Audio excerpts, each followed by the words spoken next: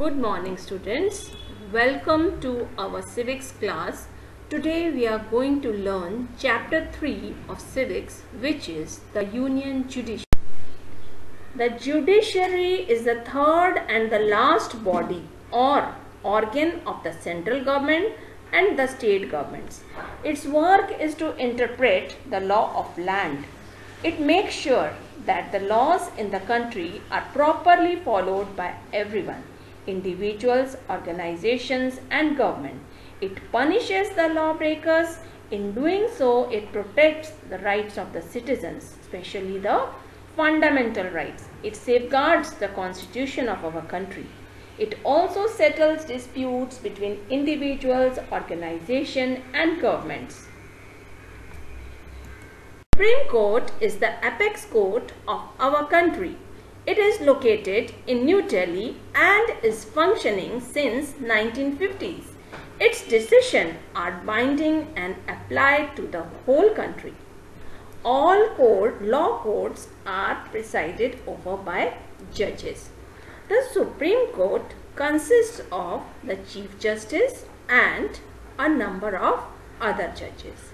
It can have maximum of 30 judges. However, this number can be changed by any act passed by the Parliament.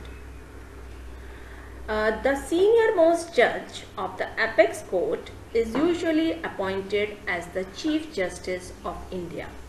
He is appointed by the President after consulting the other judges of the Supreme Court and High Courts. The other judges are appointed by the President after consulting the Chief Justice. Let's talk about the three types of courts in India. Firstly, we have Supreme Court, then we have High Court, and on the third level we have District Courts. There is a single integrated system of courts in our country for the Indian Union and the states. Moreover, it has a pyramidal structure with Supreme Court at the apex, followed by the High Courts and the subordinate courts in the various states.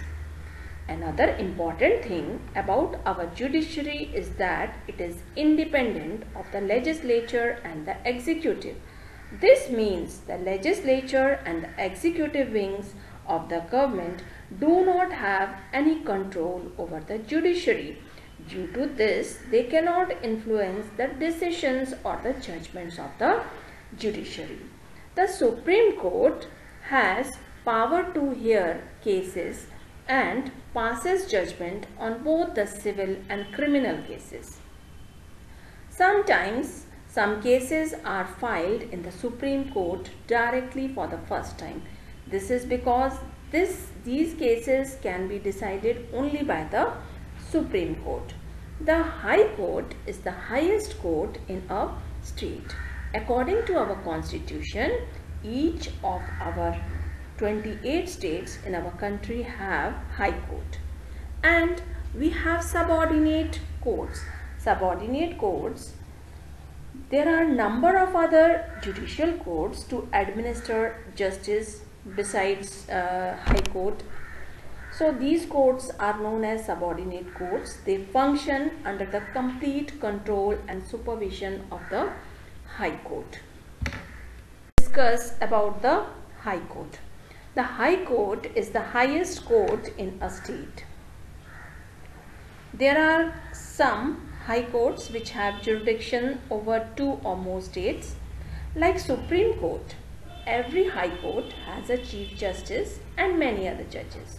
All of them are appointed by the President. The Chief Justice is appointed by the President after consulting the Chief Justice of India and Governor of the state concerned.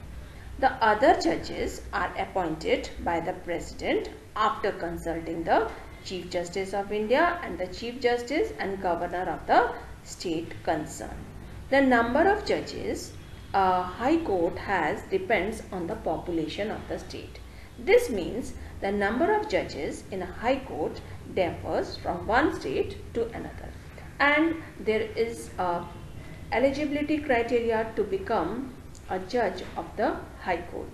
Means he must be an Indian citizen, he must have held a judicial office in Indian territory for at least 10 years, he must have been an advocate of High Court or of 2 or more such courts in succession for at least 10 years. And the High Court hears cases and passes judgments on civil and criminal cases. It can hear the cases brought to them for the first time regarding the fundamental rights of the citizen. It can give judgments on the petitions related to election. They entertain petitions made against the judgments given in the subordinate courts. They have the power to review and change the judgments of the subordinate courts. They control and supervise the functioning of the subordinate courts. They keep a record of their subordinate court proceedings and judgments. These records serve as reference for the subordinate courts in future cases. In every state, besides the High Court, there are number of other judicial courts to administer justice. These courts are known as subordinate courts. Subordinate courts function under the complete control and supervision of the High Court. There are 3 types of court at the district level: civil courts, criminal courts and revenue courts.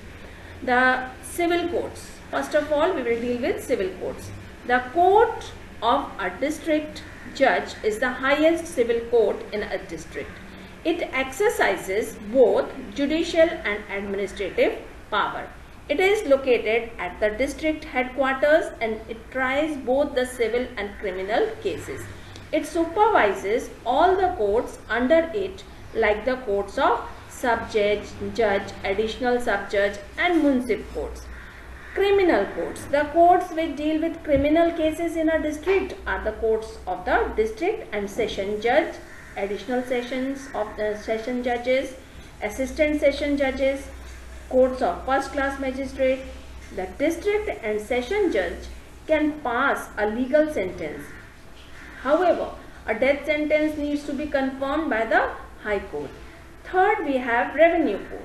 Land revenue is an important source of income of the government. All revenue related cases are dealt with by the revenue courts. The Board of Revenue is at the apex of all revenue courts. It is followed by the Court of Commissioner. It is followed by the Court of Divisional Commissioner. The Court of Divisional Commissioner is followed by the Court of Deputy Commissioner. The Court of Deputy Commissioner is followed by the courts of Tahsildar and Nayab Tahsildar. Since a long time, the Gram Panchayat has been the basic institution of democracy in India. At the village level, there are small law courts to deliver justice. These are called Nyay Panchayats. Generally, 3 to 4 villages together have a Nyay Panchayat. Nyay Panchayats deal with both civil and criminal cases. They try petty cases like minor thefts, personal disputes and can impose fine. Appeals can be made in higher courts against the judgments of the Nyay Panchayats. Let's discuss about Lok Adalats. It takes lot of time and money for a case to reach its logical conclusion. In other words, the legal process in our country is time consuming and expensive. It is almost impossible for a poor person to file a case in the court. So, the Lok Adalats were set up. The first Lok Adalat was set up in Delhi in 1985. The Lok Adalats aim at providing speedy justice to the people, and that too at a very low cost. These courts are specially helpful to the poor. Notably, the retired judges preside over them. They hear both the parties and pass judgments. No one should be denied of justice. Our constitution tries to ensure this by providing free legal aid to all the weaker sections of the society like scheduled tribes, scheduled caste, women, children, poor people, mentally and physically challenged people. So, my dear children, This was about our chapter number 3 of civics, so judiciary. So what you are supposed to do, please go through this lesson, at least give 2 readings to this lesson line by line, and learn the things given in page number 161 in the points to remember. Thank you, class.